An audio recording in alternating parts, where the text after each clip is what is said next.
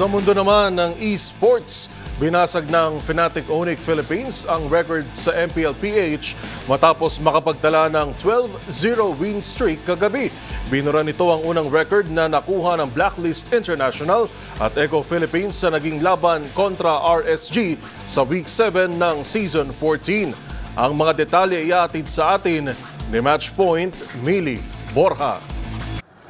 Gumawa ng bagong record ang Fnatic Onic Philippines sa kasaysayan ng MPLPH matapos maitala ang pinakamahabang win streak record sa naging laban nito kontra RSG Philippines kagabi. Nakuha ng Hedgehogs ang 12th consecutive victory nito at nabasag ang 11 win streak record ng Blacklist International at Echo Philippines sa nagdaang Season 8 at Season 12. Sa Game 1, pinangunahan ni Kelra Pillas ang team gamit ang high rate with 3 kills and 2 assists. Sa Game 2, bigo ang Onic na agad tapusin ang laban matapos ang 6 kills performance ni John Irad Tuazon.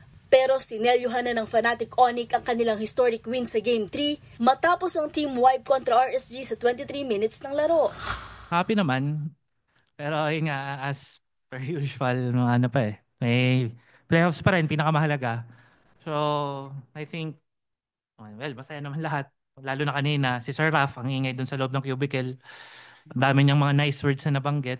So, I think medyo ready naman namin siya today. Pero again, yun nga, BAU pa rin tomorrow. Again,